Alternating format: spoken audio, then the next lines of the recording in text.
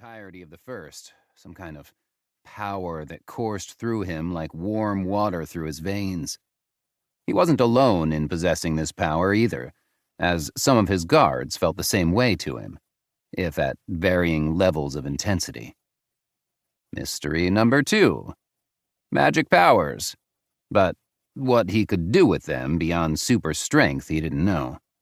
Whether someone could use that magic to expose him, he also didn't know. No pressure. Mystery number 3 was the one he had the most hope in to guarantee his safety when the gig was up. He stared at himself in the mirror, and in the following second, golden words burned in the reflection. Everlasting 100 blessings, charitable prosperity. Connection, host. He looked to the side to see the same words still burning in the air, not matching up with the reflection at all. What did they mean? He had no clue. He could certainly use some charity right now, though.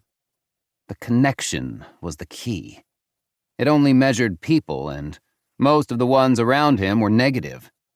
Finding someone to connect to was priority number 1. A knock on the door. "Enter!" At his bidding, an older man entered the room. He was hunched over, servile, dressed in a flowing robe with his hair cropped close to his skull and hidden under a black cap. With needle-like eyes and a rather stereotypical goatee, he looked like a third-rate Disney villain.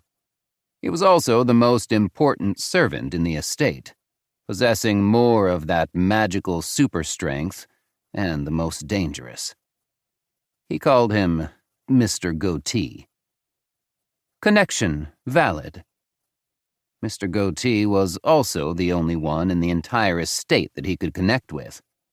Damn if he didn't know why, though. "How is your health, young master?" "Terrible," he said. Mr. Goatee looked at him strangely.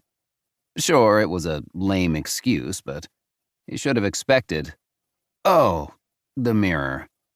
He let it go, and it fell with a bang. He took some pleasure that he wasn't alone in jumping at the sound. As Mr. Goatee considered what to say, he brought up the burning words again.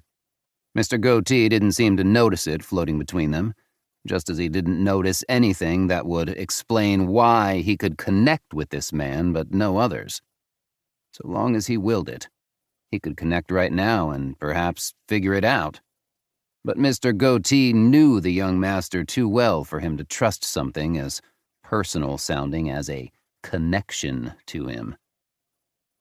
Mr. Goatee finally seemed to get his nerve together, clasping his hands and bowing low. "Young master, my apologies, but we can't delay any more." Mr. Goatee sounded serious this time. Weaseling his way out of this one would be difficult. "If I don't want to rush, then I won't. Who dares to make me?" It was distressing how easily he fit into the mold of an arrogant noble scion. He could feel his working-class background crying in pain.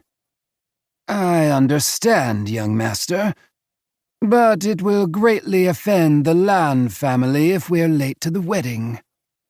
This young master had too many damn invitations. If it wasn't for a wedding, it was for a party or a night on the town. His health excuse was already wearing thin, but he couldn't help it. Fooling the servants was one thing. The hierarchy prevented them from asking too many questions. Fellow nobles, or, God forbid, friends? They'd realize something was wrong in an instant. "Just send them my congratulations. I'm not feeling well." Probably rude, but he didn't care. Whatever reputation this body had wasn't as important as his safety. And if it meant he'd get fewer invitations in the future, then all the better. "But, young master, how will we explain that to your bride?" "My what?" Chapter 2.